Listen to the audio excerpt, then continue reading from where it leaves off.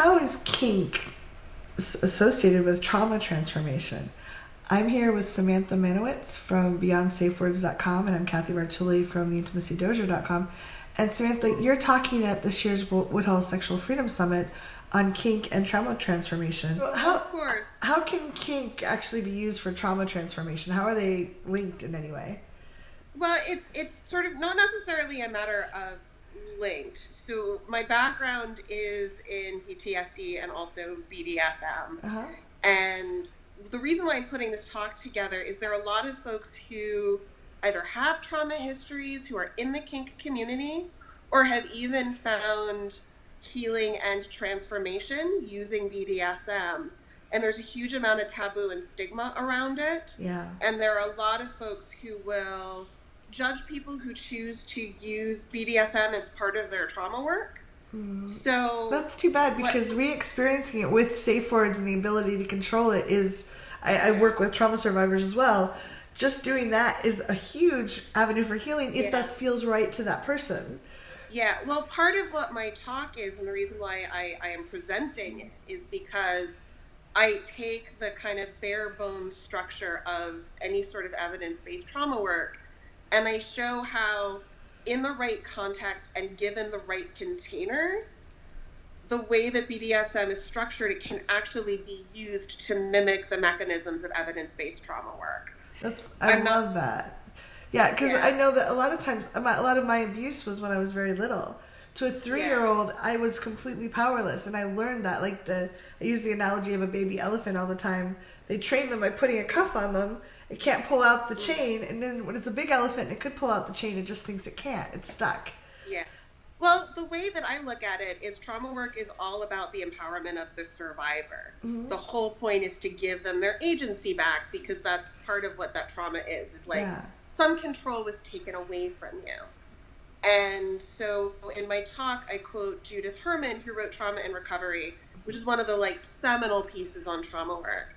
And one of the things she says very clearly is the survivor must be the author and arbiter of their experience. Yes. And that when you start telling other people how they need to heal and how they should heal, you may actually be re-victimizing and doing more harm than good. I can't tell you how many times I've heard dominants come to me and say, this submissive came to me and they want to do a trauma healing scene, and I don't know if this is the right choice for them. I don't know if they should be doing this. And my response to them is that they're asking the wrong question. Because if they've come to you with this request, they've already made their choice. Yeah, that's true. It is not your choice. Their choices aren't on you. What you're actually asking is, am I comfortable facilitating that work? Holding that kind of space. And what if I'm not comfortable? Are there things that need to be in place or that I need to know so that I'm comfortable doing that work? And if not, steer clear, don't do it. But don't tell other people how to own their trauma. Even if it is legitimately a bad idea, and it's a bad idea, and you see that train coming down the track, even if you're 100% right, it doesn't matter, because that work has to be in the survivor's hands from start to Yeah, I absolutely agree. I think choice is so powerful for survivors, and also I think we humans are really bad at no's. So if you would ask for something I didn't want to do, it's a lot easier for me to say no, that's not good for you, versus no, I don't feel up to that. Yeah, and so we we don't tend to deflect. Doing that, because it's so much easier to put that decision on someone else. Yeah. And I was guilty of that all the time before I went into this field. Yeah. Because I didn't know any better. I'm saying no because it's good for you, versus I'm going to be selfish and say no because it's good for me. Yeah, exactly. And caveat, I am not saying that this is a replacement for therapy with an evidence, with a trauma-informed clinician. Yeah. Just kind of standard disclosure. Right. But just because it's not part of traditional psychotherapy doesn't mean it can't have therapeutic qualities. Yeah.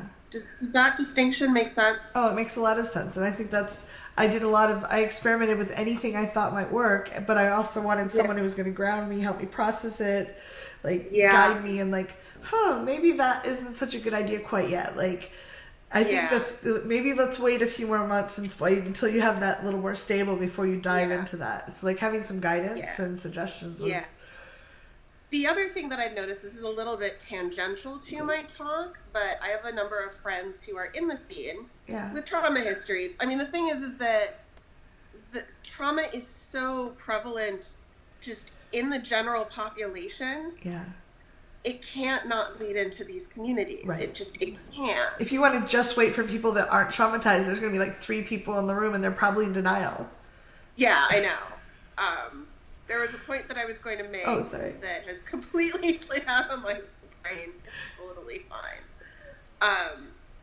But when I work with trauma survivors who are interested in doing this, I mean, I obviously can't create that kinky container because I like my job and want to keep my license so I can keep doing my job. Yeah. It's a thing. Yeah.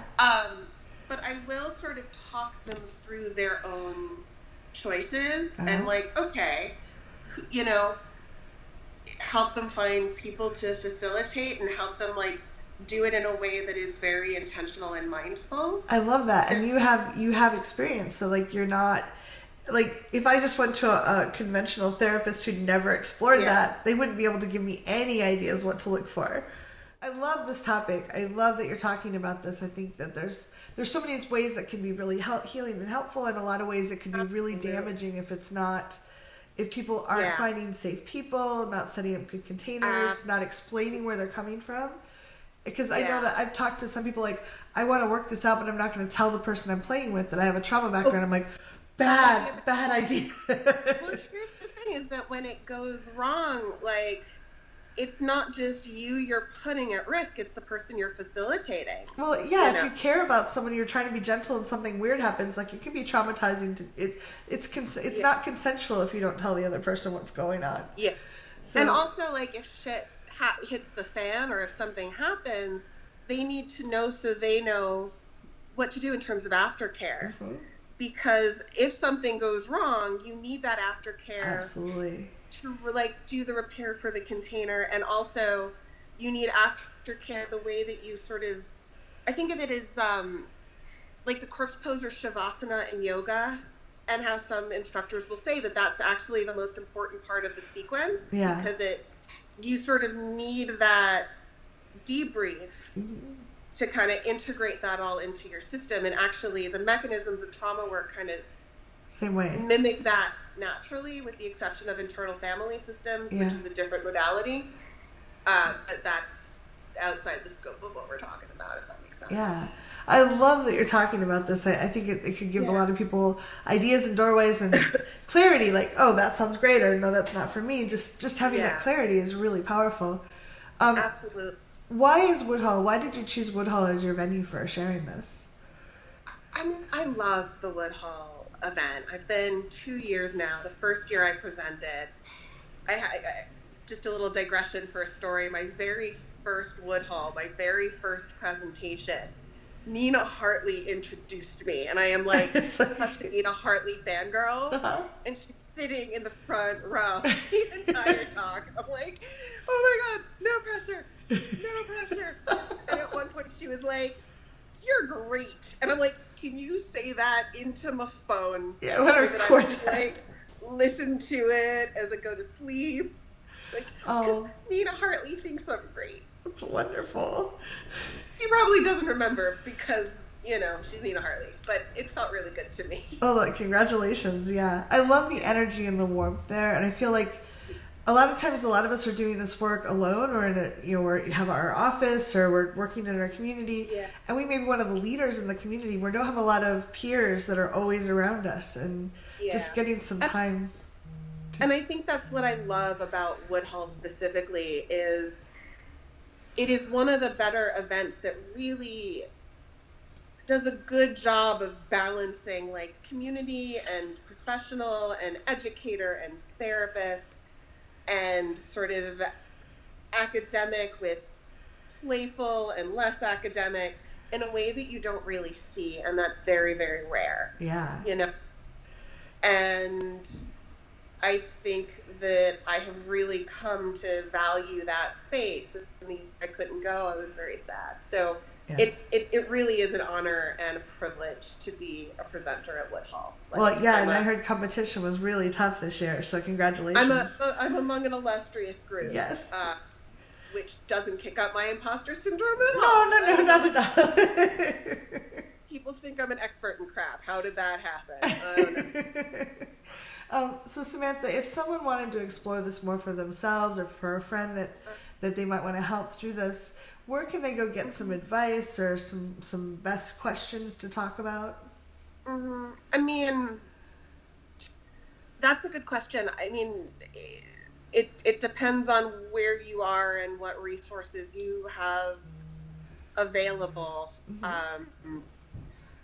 My website is Beyond Safe Words. This is something that I write about. I know, is Ida Mandalay presenting this year? Yes, they are.